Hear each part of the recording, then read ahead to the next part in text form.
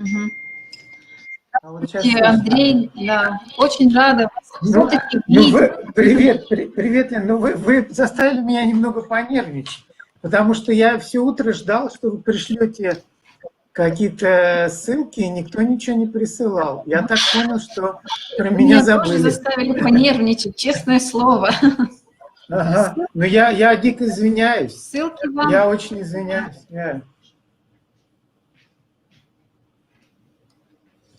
Да, да. Угу.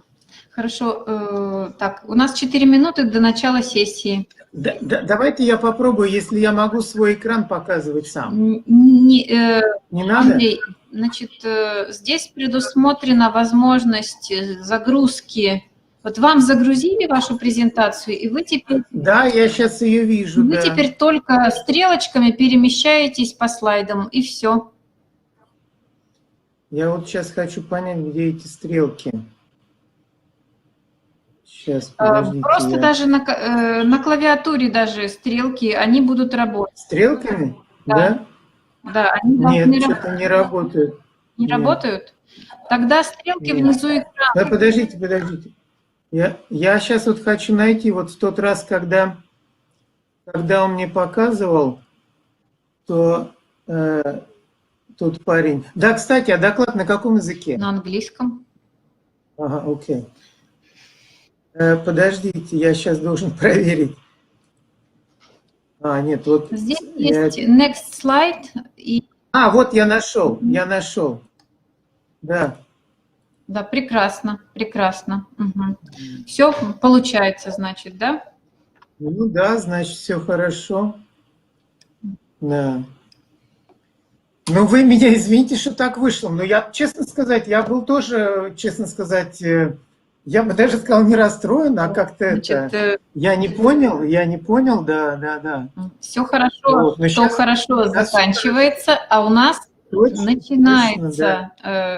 начинается практически уже через 2 минуты пленарная сессия. И надеюсь, уже все желающие собрались вас послушать. Ну, будем точными, начнем в 5 часов.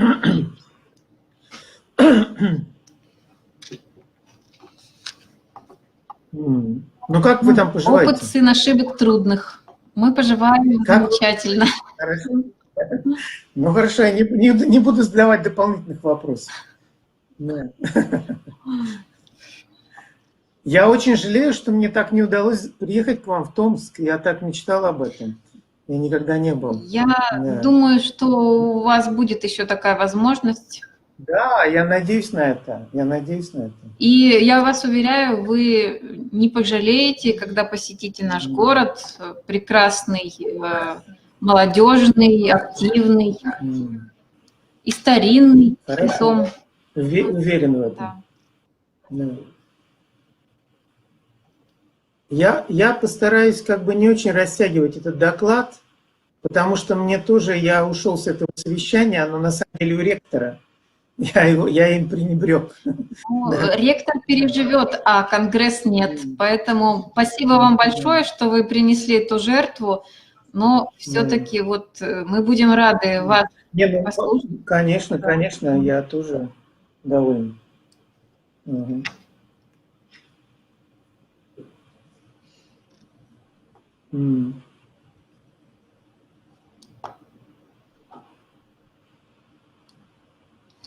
Уважаемые коллеги, уважаемые участники Конгресса, всех приветствую на пленарной сессии.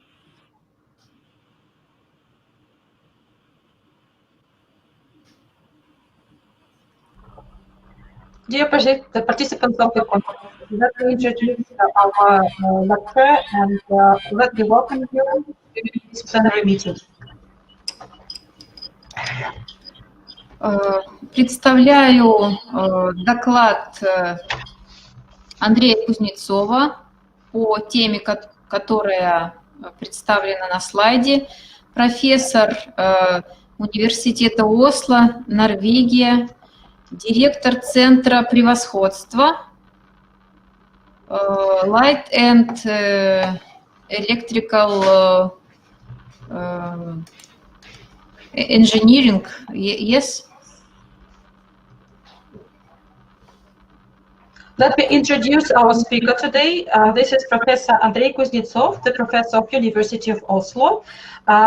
He is also the director of the Center for Excellence, Light and Electrical Engineering, if I'm correct. Yes, thank you very much. Андрей, пожалуйста, вам слово. Время лекции, в принципе, не ограничено. Творческий полет приветствуется. We are not limited on time, and I would like to give the floor to Andrej Kuznetsov. Thank you very much. Let me take the floor then. Yes, my name is Andrej Kuznetsov, and I work at the University of Oslo. And thanks very much for inviting me to give this lecture. As we just talked before the lecture, I'm really missing this opportunity to come in person to your university and to this Congress in Tomsk, but hopefully there will be more opportunities. Let me go straight to the talk. So my title is Defects in Semiconductors, New Concepts and Materials. So I will briefly introduce my lab and then tell you the success story by far about defects in semiconductors and what was a success and why I call it success story. And then I will give you two examples of our current research on defects in semiconductors. Perhaps it would be reasonable to mention that radiation is very important. The Congress is about radiation effects. And of course, to produce defects, you often need radiation, specifically if you want to produce defects in a controllable way. So radiation is a great tool. So I start with my short introduction. Perhaps not many people at this audience have been to Norway, and probably even less to University of Oslo. University of Oslo is the biggest and oldest university in Norway. So it has all campus, as you may see here, a classical building and brand new campus built a little bit at outskirts of Oslo capital. I'm in particular in this building here, close to this artificial lake, so we have quite nice view. From my window here. So what specifically is, it is exactly this building that I'm sitting at now, and we call it MINA Lab, Micro and Nanotechnology Laboratory. It's actually a combination of a clean room and characterization facilities. And what we do in this lab, this who we are. So it's actually a group of some 50 people, including professors and students. And what we are doing in this lab, so what we like to say, we are doing application-motivated basic research. And we do application-motivated basic research on this group of materials. And all these materials are semiconductors. Basically, we take a very nice crystal, start to irradiate it, see what defects are created and for what reason we can use these defects. This is what I call functionalization of defects, and I can tell you that there is a recent book just appeared that I was co-editing on functionalization of defects in materials. I can attract your attention to this book. So basically that is what we are doing and who we are. And then let me start with this success story, as I call it, defects in semiconductors. And I will start with the rhetorical question, actually. What is in common between, okay, if I would be there at the Congress, I would really ask this question, but let me ask this question rhetorically. I will answer it myself.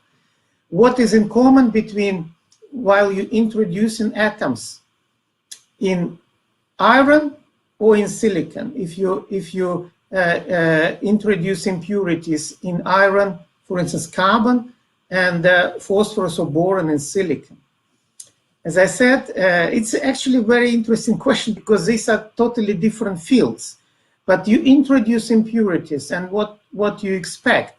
So you expect something is happening, and specifically when people manage to introduce carbon in iron, there was a great success, great civilization jump.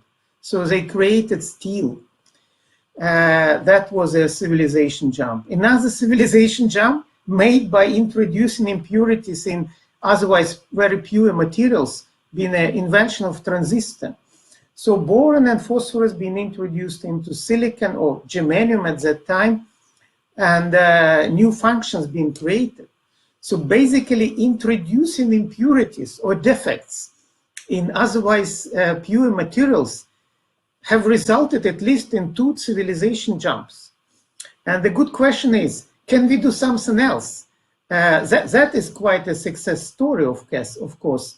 That was really a great success, such great civilization jumps. But is there anything left? Can we do anything else by introducing defects into materials? And actually, the answer of my talk, the answer of this question is yes. I'm going to try to prove this answer by the rest of the talk. But before I go to these proofs, to these evidences, I just want to say that defects in materials, they are just there. This is a very trivial diagram, of course, of Gibbs free energy as a function of number of defects you can introduce at equilibrium. So you see, even at equilibrium, when you create defects, of course you pay the price. If you have had a perfect crystal here and start introducing defects, this little n is a concentration of vacancies, for instance. Then, of course, when you introduce vacancies, you break the bonds and pay the price. So enthalpy is increasing. But simultaneously, entropy is decreasing. So that the total product, the total Gibbs free energy of the system is going to have a minimum here. And this minimum is because this system tolerates the defects. Actually, in nature, it likes to have some cows in the lattice. So the simplest way is to imagine there is a vacancy here, and having vacancies, having defects in otherwise perfect crystal is advantageous. So I can tell you that this specific example, when dopants are introduced into a semiconductor, say there is a silicon lattice here at the top part of this slide, and I have introduced phosphorus atom labeled here as P+, and this phosphorus atom can donate an electron, as it is shown here. So this impurity in otherwise clean or pure material is really having a great function to make N-type semiconductor. And you can also observe that it's actually well known, and that was a very successful description of this type of defect, that this impurity in particular can resemble, or it actually resemble hydrogen atom. So there is a ionized donor and an electron rotating around it. So that's a hydrogen-like model of a donor. So it really resembles hydrogen atom. So I will use this analogy later on when talk about defects for quantum computing. And then totally different example of defects. I just want to emphasize that the defects are important, and they are not only detrimental, but we create defects in order to make new functions. For instance, here there is a solar cell, and in order solar cell absorb more light, the top of the solar cell is often textured. Otherwise, light is just reflected. And this principle is common. The next slide, you are probably going to be surprised. I think my next slide is from, not from technology, but from art. But these are the same principles. So very famous painting of Claude Monet at the famous museum of Orsay in Paris. So you see, it's the same cathedral here, but it has different colors or different impression of this painter, of this artist that he tried to express. And actually this is reached by simply texturing of the surface, of course, in addition to painting different colors. So texture is important, and I can tell you that we worked on that also, and we have invented a texture that is in use in practically, I wouldn't say all, but many factories now that use the texture that can reflect less than bare surface or, let's say, conventional textures. So basically what I want to say by all these introductory slides, that defects been studied in science and even in art and in technology, and that was a great story indeed. And here comes my first conclusion, I guess. Yes, so my first conclusion is that functionalization of defects in semiconductors has been already a great success. And now, again, that question, is it end of the story, or we can do more? And actually, my answer to that, yes, there is a room to do more and even greater, perhaps. Another civilization jump, we will see. Anyhow, my first topic is related exactly to very new area or region of using defects in semiconductors, when we try to functionalize one single defect.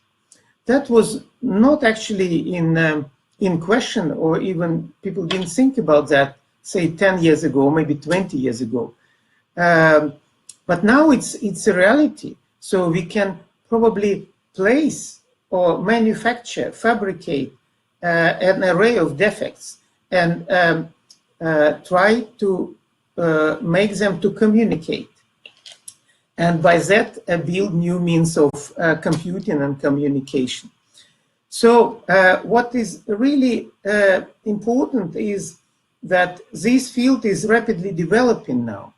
So basically, the light emission was studied in science and technology, and there have been several Nobel Prizes given to just designing or fabricating light emitting sources like lasers or LEDs.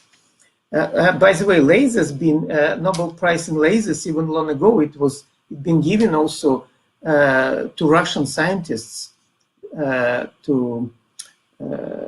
don't remember when it was, but it was to and another Nobel Prize been given to invention of LEDs to Japanese scientists. Now what is coming next? That we want to design and develop non-classical light sources that are totally coherently emit lights. Basically, that is actually called single photon emitter. And that can be a resource for many technologies, for many quantum information technologies. And I want to emphasize that the signature that you have this type of an emitter is often proved by so-called second-order autocorrelation measurement, function measurement. So I will come back to that. But once again, we want to create identical emitters and place them in arrays, in periodic arrays, and identical quantum emitters. And as I said already before, so for instance, atoms, they are ideal quantum emitters. The most simple one is hydrogen. So this is another Nobel Prize once upon a time, but that was long ago indeed.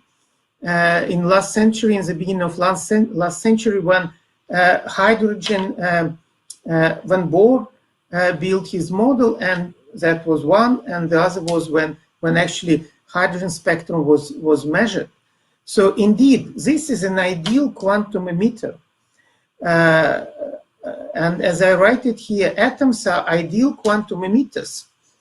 As you may see, here I have a diagram showing discrete levels, and any electron transition between these levels will result in a specific emission of a specific photon that can be extremely coherent.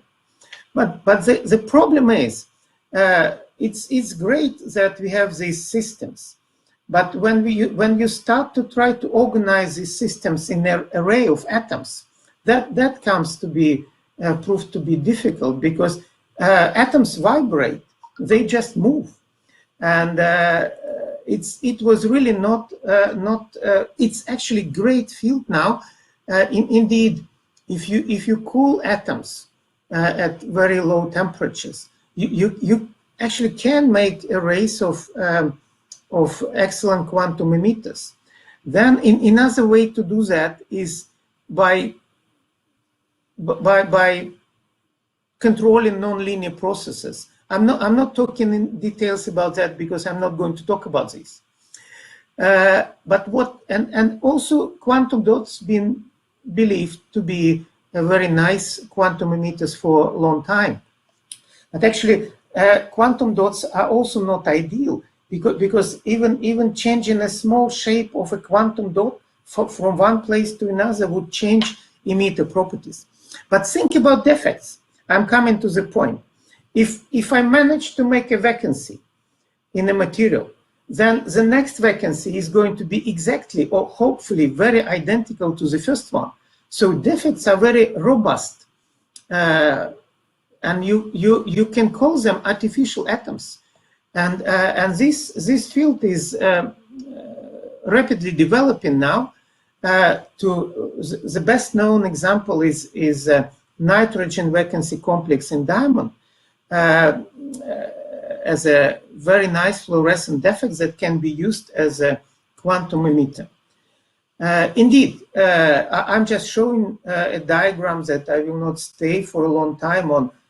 This just shows at the top part of this diagram, you see a lattice of diamond, and then there are no isolated states. You see that all electron states are either in conduction band or valence band, created by these carbon atoms. And then if you have a vacancy, there is a chance that there are isolated states not falling into the band part of the energy structure. And then when you add, for instance, here nitrogen to close to this vacancy, there is an interesting phenomenon of split of these levels. So there are more opportunities if you think about not of individual defects, but of defect complexes.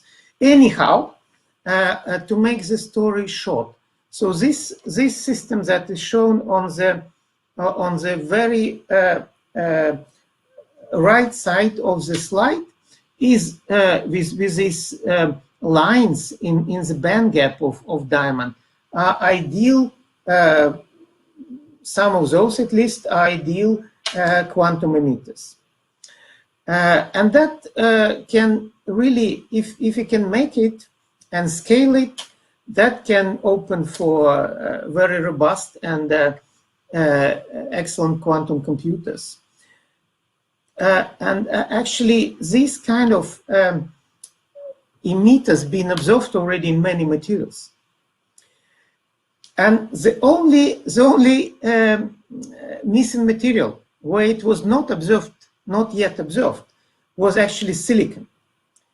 And I'm coming to the point. Yeah, it was observed in silicon carbide. Silicon carbide is a very good material, and when you do it in a material, maybe I go back to silicon carbide slide. So why silicon carbide is good? Because it's a technology. You can make silicon carbide in wafers, and in particular this silicon vacancy, carbon antacid vacancy, CAF, so-called CAF center, or dye vacancies, they are all applicable as quantum emitters, as single photon sources in silicon carbide. So that's silicon carbide is a technology platform. And if you make these emitters on an appropriate technology platform as silicon carbide is, then you can do devices. And there are plenty of futuristic thinking or futuristic ideas how to send the light, how to organize quantum computers. But first of all, what you have to do is to build an array of these type of defects. And by the way, I can mention that these type of defects, like silicon vacancy in silicon carbide, or nitrogen vacancy center in diamond, or some other defects, they're most technologically probably can be fabricated by radiation, because radiation, you can localize radiation at the place where you need it and make it in a controllable way. And now I come to this paper that been just very recently accepted in Nature Electronics. It was a collaborative work of several labs, several countries in Europe, basically France, Germany, and Norway. I'm mainly going to talk based on the result of this Nature paper, but now we have submitted another one to physical review letters that will hopefully come soon. So what have we observed, and what is the achievement?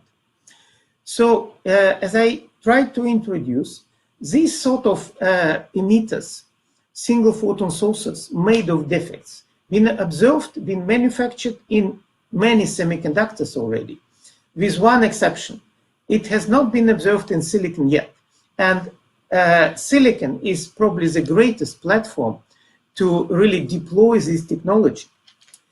And that was our achievement. And that sample actually was manufactured in Oslo, in our lab. And what you see here is a piece of silicon mapped with photoluminescence. So basically what you see the emission.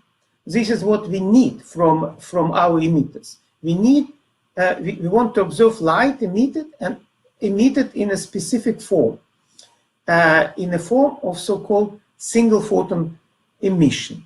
And as I also mentioned in one of my introductory slides, that you may ask me, oh, you have so many signals here. How do you know it is this emission is in form of single photon emission? Yeah, and then here I have a diagram at the right upper right corner of the slide with a dip. And as you may see at the scale here, this is exactly the signature's second correlation function that is a characteristic fingerprint for quantum emission. So if you have a dip in this emission, while you're measuring photoluminescence in this form, then you know that you have a single photon emission. Okay, we have an evidence that we achieved it. How did we do it? And what is emitting? What is that? So this silicon was implanted by carbon ions. And actually we have calculated, and in fact it was our expectation. So in fact this emission, this emitter, as it is shown here, is known since actually quite a long time. It's a famous G center, famous maybe now after our work, but it was well known in fact for decades, that you can produce G center in silicon by ion implantation, and that the line, the zero photon emission line, or let's say in simple language, the broadness of the line is very, I mean, the line is very tiny. So it has a very high emission rate for defect emission, and the thickness, the broadness is very small. So indeed, we have identified our emitters as G centers and made a simulation proving it. But what was the achievement in this work? That we have managed to so-called isolate these emitters. So exactly in this part of the sample, we have had exactly one emitter emitting in this mode. Because, for instance, if I would introduce high dose of interstitials, of silicon interstitials, or let's say simply irradiate it with a high dose or don't anneal it appropriately, I would simply have several centers too close to each other, and it would be not possible to separate it, these centers in the photoluminescent signal. So that is really interesting observation, and we recognize it as a important achievement. Yeah, of course, we did many, in fact, that has been done not by us, but by our partners in France. So they have investigated, let me go back in my slide to here. So it is exactly these emitters that have been investigated in all details, how there are several specific properties that has to be fulfilled to call this emitter as a quantum emitter or qubit, optical qubit if you want, suitable for building quantum computers. What is broadness of the line? What are the so-called blinking properties and these kind of things? You can check it in our paper that is going to be online very soon. It is already accepted. But I want to finish this part by making a conclusion, actually, of what did we do. So in contrast to silicon carbide or diamond, where this type of defects been observed for maybe for decades, not decades, but at least for decades. Maybe in diamond some longer, but in carbon it was discovered maybe some 5 or 7 years ago. We have demonstrated that similar defects with similar properties that you can call, if you want, quantum qubits, or more correctly, single photon sources, single photon emitters, can be made in silicon. And what is important that emission range is exactly for these particular defects is exactly within the what is used by all other optical fibers. So in principle, you can, in my fantasy, one can start using these emitters right away for testing qubit applications. So by that, actually, I think that already really answers my expectation that functionalization of defects is still continuing, and probably such futuristic applications as quantum computing are going to be built of defects, believe or not, not of lasers, or I don't know what was thought about, cold atoms. These are also possibilities, but defects are another possibilities to build quantum computers. And importantly for our Congress, that can be fabricated by radiation, by specifically placed radiation in specific areas. So let me continue with, I change gears completely now, and probably the next part would not be so great. There will be no other Nature publication, unfortunately, by far. But I want to continue on that line, telling that we need progress in understanding defects, not only because of new concepts, but also simply because of the introduction of new materials. And in particular, one of interesting materials that have been introduced recently is gallium oxide. Why gallium oxide is interesting? Yeah. When you come to conferences about power electronics, you will usually see this slide. Indeed, I even don't know what are the origin of these diagrams. They're used by everybody, maybe from Wikipedia, or maybe someone did it long ago. But what is shown here is if you change material where power electronics is made of, and power electronics, you think about a diode. So you want to send current in one direction and block it into another direction. And if let's say in a power station, or in a car, electrical car, or in a train, so when you make these components of different materials, you can save different amount of energy that is otherwise just dissipated in losses when you switch back and forth the devices.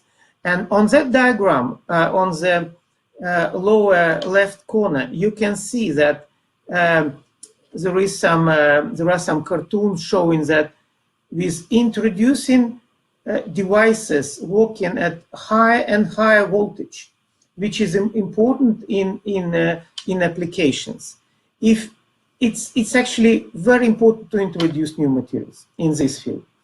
And that is because that these materials, now I'm coming to the diagram at the right lower corner. So if you look on silicon carbide, gallium nitride, and gallium oxide, they have, here you see different lines. And these different lines are correlated with different properties of materials, in particular with so-called breakdown voltage. And you see gallium oxide has much higher breakdown voltage, can be reached at the same resistance of the device. And why it is so important? Usually on most of the conferences or presentations, after that you go to your data. But let me first go to one more slide explaining why indeed you save energy if you change material and components from silicon to gallium oxide. That's my next slide. It's a simplified slide. This slide I made myself. So it's very simple. See here on the left-hand side, you have two diodes. One is done of silicon, and the other is done of gallium oxide. And you see, these diodes have different lengths, basically different volume. Why? Because if I want these diodes to operate at the same voltage, simply because the breakdown voltage, what is the breakdown voltage? I operate these diodes in a reverse bias. So if voltage is too high, there is just a breakdown. Device is not working longer. So, and because this value is so different, you can see here at the lower scale that silicon has a very low breakdown voltage, and diamond has the highest, and gallium oxide is somewhere here. So basically, if I make too small device of silicon, it would not tolerate high voltage. And it's very well known, to make a good high voltage diode of silicon, you should have a very wide silicon wafer. The cost is there, but not only that. Not only aspect of the cost, which is actually also important aspect in that you need so much of silicon consumed.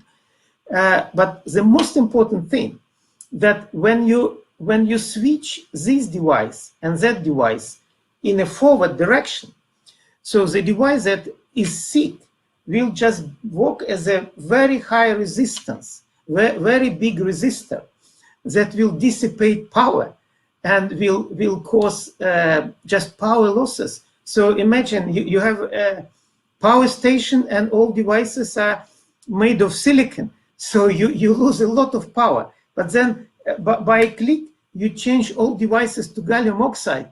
And then suddenly, without doing anything, you win a lot of energy. So that's really great perspective. And US Department of Energy has calculated in one of its reports that actually, believe or not, a quarter of all annual electricity consumption can be saved simply changing from silicon to wide bandgap semiconductors. So that is really a great motivation. Probably I spent too long time on that. But let me go straight to gallium oxide, because you see, so if it changed from silicon to silicon carbide, already good. But if we continue changing, for instance, to gallium oxide, it's going to be even better. So it's an interesting material. So we have published a paper recently on iron and intrinsic defect states in gallium oxide that actually received quite many people refer to it. Because actually, why people refer to that and this presentation, we have published several papers on gallium oxide recently and continue doing that. But why in particular this paper being received so, was so welcome? Yeah, because we have actually discriminated between, we have actually addressed one long-standing question. What is the dominating trap in gallium oxide? Is it related to intrinsic defects or is it related to extrinsic impurities? And how did we do it? Yeah, we used, this is our tradition, we used a method called deep level transient spectroscopy, where I don't have really time to go into details, as I didn't go into details of photoluminescence in the previous part of the talk. But here I just want to emphasize that if you have a defect, exactly like in a hydrogen model or other models, you got a discrete levels. And these discrete levels in the bandgap, they can be either occupied or emptied. And that can be this phenomenon of capturing carriers and emission carriers can be used in order to measure the properties of these defects. And that is done with exactly with this method called deep level transient spectroscopy. Basically, the signature of this, in this method, the signature of these defects is this peak. And why I say is this peak, but not are these peaks, because you can see at the lower part of the slide, at the lower, at the left-hand side corner, you can see several peaks here. But essentially, it's one defect or one level. Different peaks are because they have been measured at different frequencies. Just a trick to really to make the identification. Anyhow, we made this measurement on gallium oxide, and that's what we observed. And the good thing was that we took several different samples that had been contaminated to different concentrations by different impurities. So we scanned all these impurities by SIMS, and what we discovered is that this signal, the intensity of this, in particular this peak, and that is the main trap in gallium oxide, was actually scaled with the concentration of iron. So obviously it's an excellent indication. So if intensity of the peak, which is proportional to the concentration of defects, is scalable with concentration of impurities, then these two things are interdependent. So basically, one educated guess here can be that this level is related to iron. Indeed, because the higher iron concentration, the higher the signal. But we also did the radiation of these samples. And why we did the radiation? Because, of course, these signatures, these defects in the bandgap can be potentially related to intrinsic defects, to displaced gallium or oxygen or gallium vacancy complexes, whatever. So we did this irradiation and tried to see if we can see a correlation with radiation dose. So the next slide is going to be a little bit complicated. I warn you about that. But basically what we want to see is if there is any other correlation between concentration of E2, which is dominating trap in gallium oxide, and introduce defects. And this is a slide that I hope I can guide you through. So you see, there is basically this is what you see here is just blown up picture that I showed to you in here. While it's just blown up region, temperature region of this measurement. So, and you can see. So if you look on that curve first, where you let's say on that region where you see E2, this is where iron-related level been observed. So you see, and in low iron concentration material, which is this data here at the bottom of the panel that I'm pointing at now, basically there is no E2, which is okay. If E2 is related to iron, then there is no signal. But after radiation, so this curve here, I think it's red one, red symbols. These are exactly this is exactly this sample after radiation. So you see, I have a sample before radiation, if you read legend here, and I have a sample after radiation. So not much happened at the region of E2, but a lot of signal been enhanced at the region that we now call E2 star. And because these defects be produced by radiation, so they are related to displacement, they are related to intrinsic defect.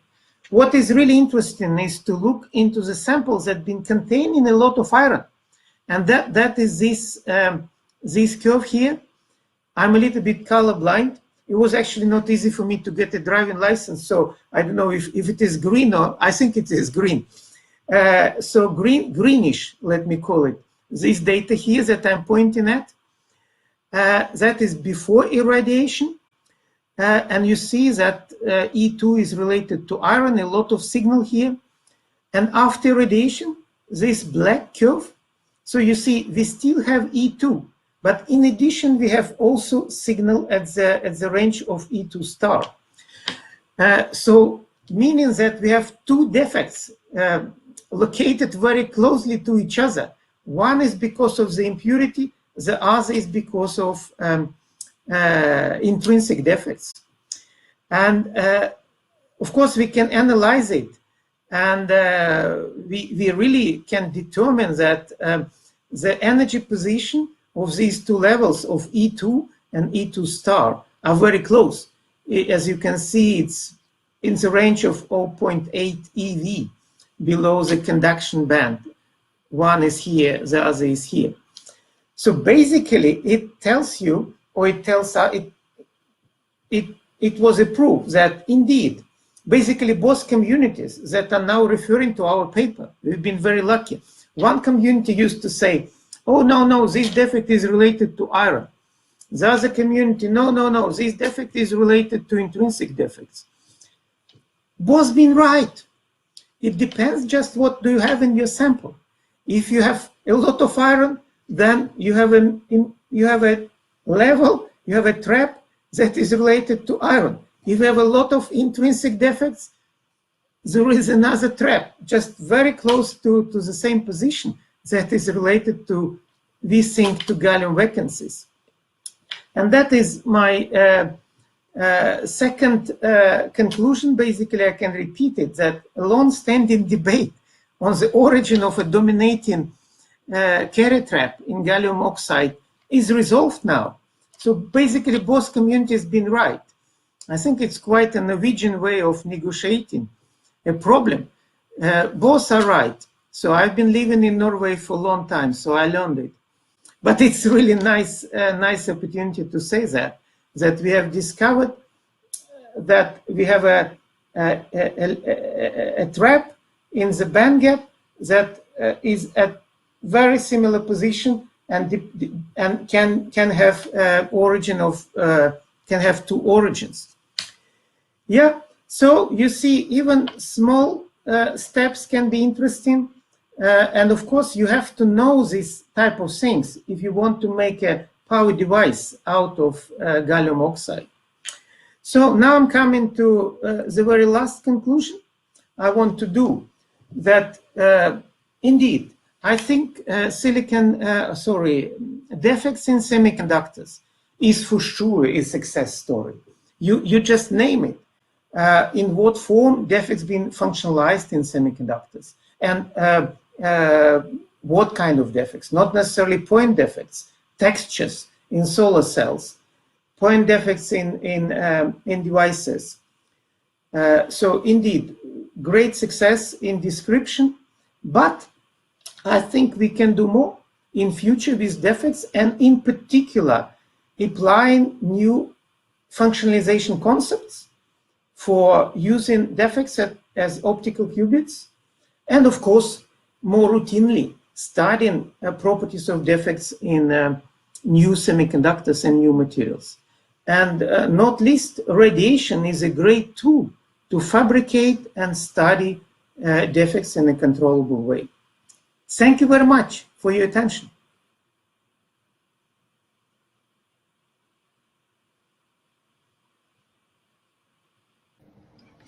Спасибо большое, Андрей.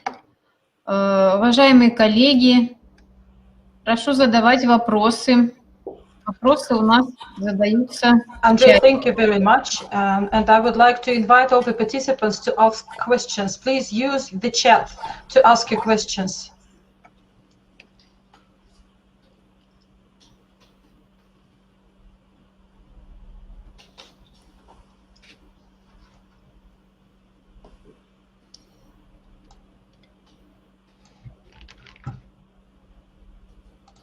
Уважаемые коллеги, пожалуйста, вопросы. Yeah, usually it's not so easy to get questions. When I do presentations, I like to provoke questions during the talk or answers. So I don't know if you manage to get questions at the end of the session. It's specifically students are often very shy. But I encourage asking questions, of course, and stay here for a while.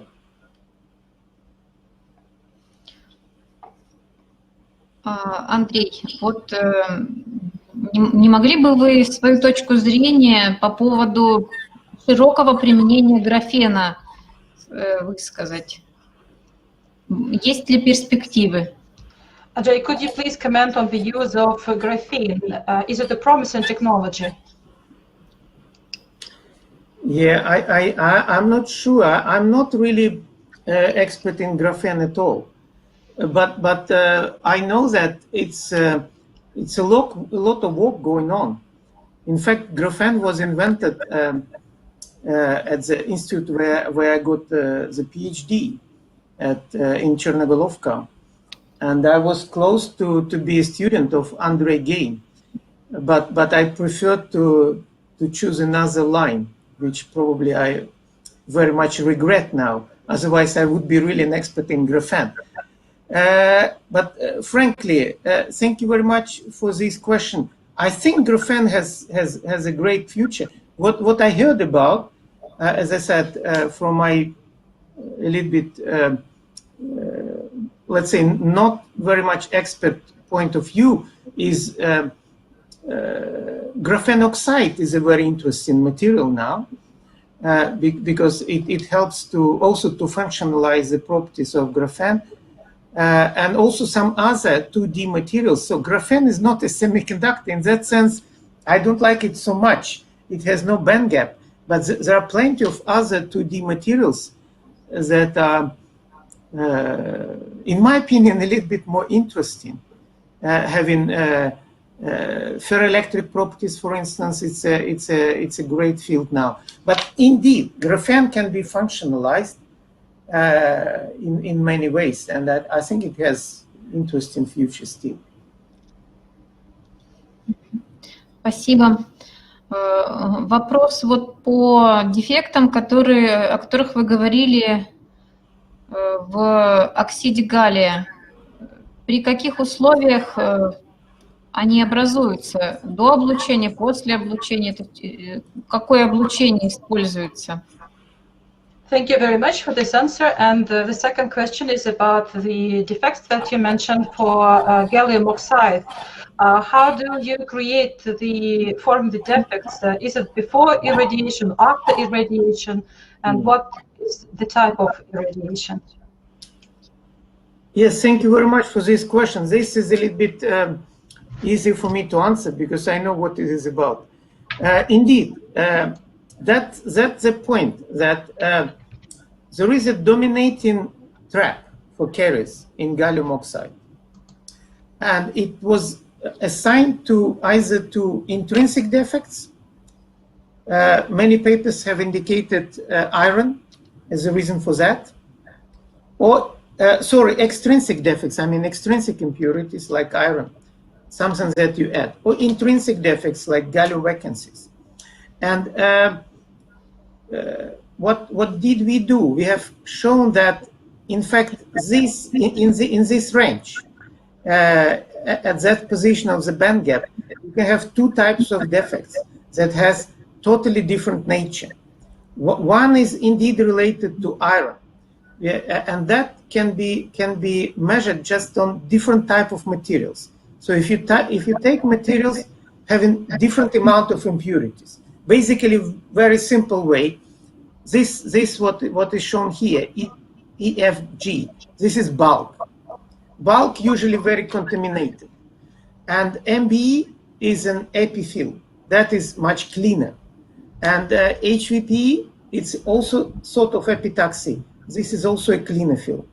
So and you can see here in these points. So the bulk material contains. We have had two different bulk materials containing a lot of iron, a little bit less iron, and two types of epifilms containing, let's say, very little iron.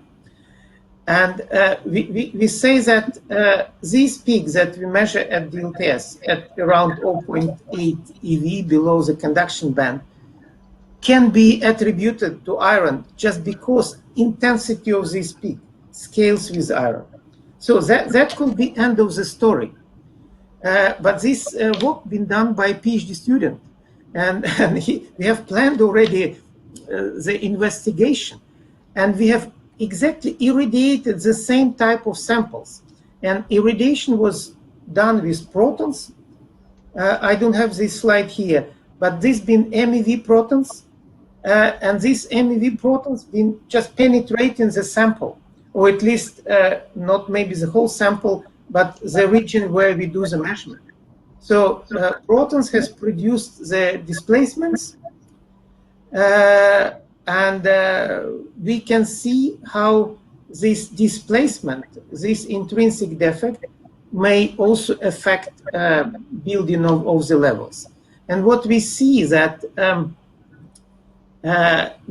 in fact there are two levels. So you see this E2 is related to iron, and E2 star is just very closely located, is related to intrinsic defects. So basically, in a maybe I may be wrong to tell it that way, but I can approximately say that this defect here is related to gallium vacancy produced by irradiation. And this defect here is related to iron, just being contained in the samples from the beginning. And the good thing here, as I said, I mean, maybe not that good, but the coincidence is that these two levels, they are located very close to each other in terms of the position in the band gap.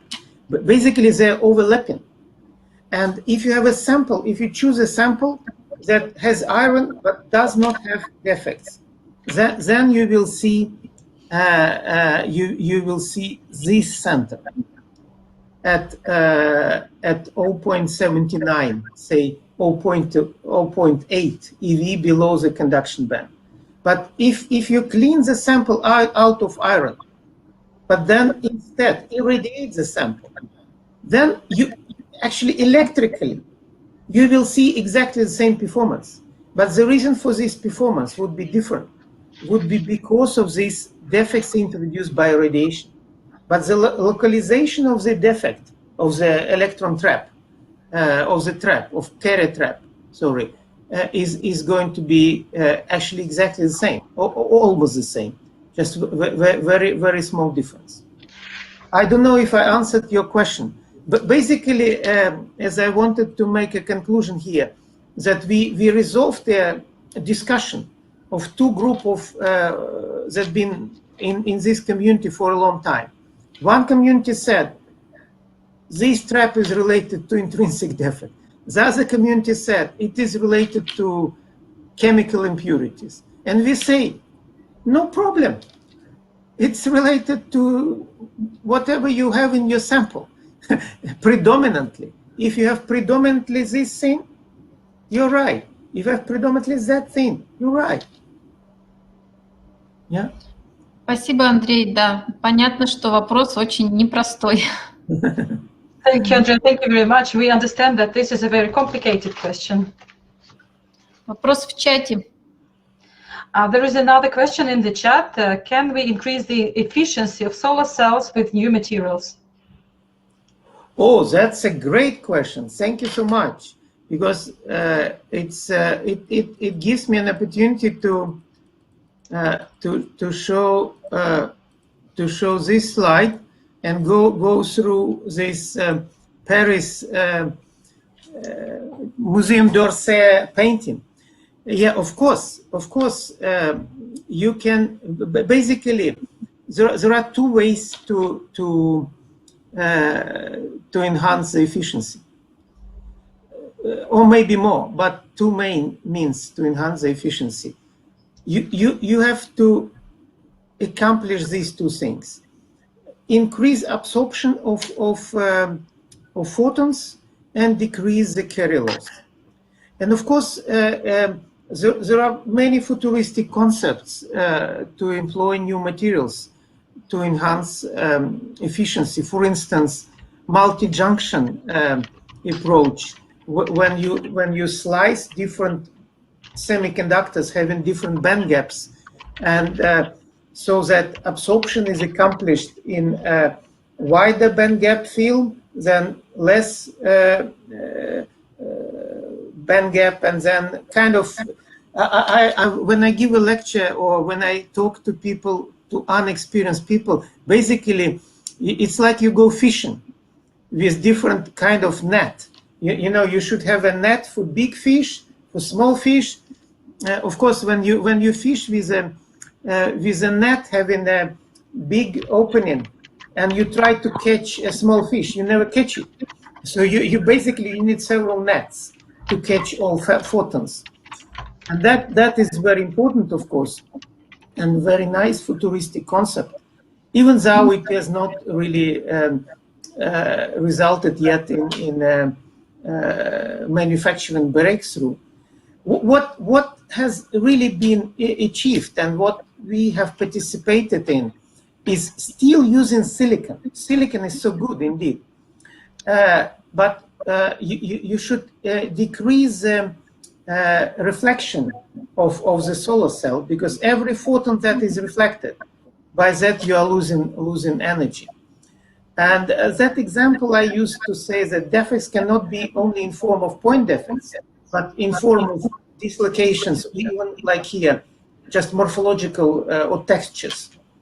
And this is what we did together with my Chinese colleagues here. I've been very successful actually collaborating with colleagues in China. What you can see here on that plot, this line here, the highest line at the diagram, shows reflection from a bare silicon wafer. So if you just manufacture excellent device, and if your top layer is silicon, then basically you will lose 50%, or let's say 30% of energy. Of course, it was known since long ago, and there is a very good technology that is pyramid texturing. Basically, it's very nice. You just put silicon wafer in a KOH, potassium hydroxide solution, and create a very nice texture as is shown here in this legend. And of course, when photon is coming here, it starts to bunch in this texture. So the probability to get absorbed is enhanced. But still, it is exactly this line. So for normal pyramids, you have still 10% of losses of incoming energy. If you just have pyramid texture on the top of the solar cell. What we have developed, in fact, they've been, it's a really huge million business topic. How to make silicon to absorb all photons coming. There have been many methods developed, like for instance, black silicon. You can nanostructure the silicon wafer and all photons are just absorbed. Nothing is coming out. It's just black. But the problem is you have to make a device. You have to make all the architecture in the junctions, having what is called light trapping engineering on the top. And it was also known that if you do, instead of pyramids, you do so-called inverted pyramids, it may sound like it is the same, but it is really different in terms of reflection properties. If you do an inverted pyramid, like shown here on that SCM diagram, you can have increase. You can I mean, not increase, but decrease the reflection. I mean, increase the absorption very dramatically. You see how big decrease can be in the reflection. Compare this line, blue line, and red lines. So this is actually our texture here. It was known before us, but the thing is that to create these inverted pyramids, you usually, or people usually used lithography process or some other, maybe colloidal lithography. You really need some several steps. So it's very different from if you just immerse wafer, like making these pyramids. You just put the wafer in a solution, take it out in a while from after a while from this solution, and you have just process done. What we have invented, actually, we have invented how to produce inverted pyramids. Just again immersing the wafer into a solution. That was interesting, really interesting work. And I can tell you that the biggest company in terms of delivering power now is called Jinko Solar. They're testing our approach. They actually tested it already before. I may not know even if they're using it now or not in the manufacturing. Yeah. So as I said, there are several means to enhance solar cell efficiency, and this is really a great field of research. But basically, you have to make two conditions accomplished: increase absorption of photons and decrease, increase the lifetime of carriers. Basically, there is nothing more. But for these two things, there are plenty of ideas how to do it. Thank you very much. Большое спасибо. А можно слайд, вот где пирамида и инвертированная пирамида? Thank you very much. Can you go back to the slide where you have the pyramid and the inverted pyramid? You meant this one? There are many inverted pyramids here too. Next slide, please. Yes. Вот здесь в области 350 или 360, может быть, нанометров такой пик в этих спектрах. С чем он связан? Yeah. Here we can see the peak near about 350, 360 nanometers. What is it associated with? Yeah, there are several reflectance mechanisms. Indeed. I probably don't like to go into very details, but this is a very good question, actually. Indeed, as a scientist, you immediately attracted to this part of the spectrum because there are some features here. And it attracts your interest. But what I want to emphasize that this range is actually outside of where the main solar power comes. So this is really kind of getting to ultra to the blue part of the spectrum. So the main part of power comes actually in somewhere here. So it's this reflection is not so significant, actually. As you probably know, the solar spectrum is having its maximum at somewhere here at this wavelengths, and we are lucky. We don't need to care about this small signature. But you're right. There are some other mechanisms involved. Спасибо. Ну, интересная, конечно, закономерность. Спасибо. Thank you. This is a very interesting regularity. Thank you for your talk. Уважаемые коллеги, пожалуйста, еще вопросы. Dear colleagues, do you have more questions?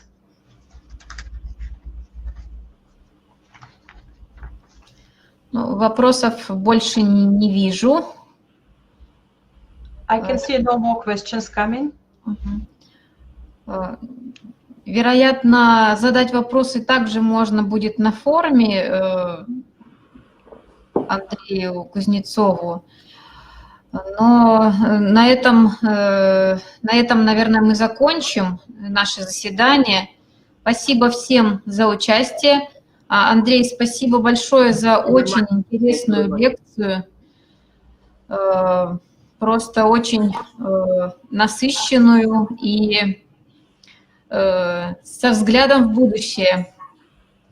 Well, you can ask all your questions to Andrej Kuznetsov in the forum, and with this I would like to finish our session. I would like to thank all the participants for listening, and of course thank our speaker, Andrej Kuznetsov, for a very interesting lecture with so many details that also looks into the future. Thank you very much. I'm happy. Спасибо. Так, ну, жалко расставаться, конечно. Bye-bye. Да, ну, всем всего доброго. Встречи на следующих заседаниях, в работе следующих сессий. Спасибо всем за участие. It's a pity that we have to part now, but I really hope that we will meet again in the upcoming sessions and during this Congress. Thank you very much for coming.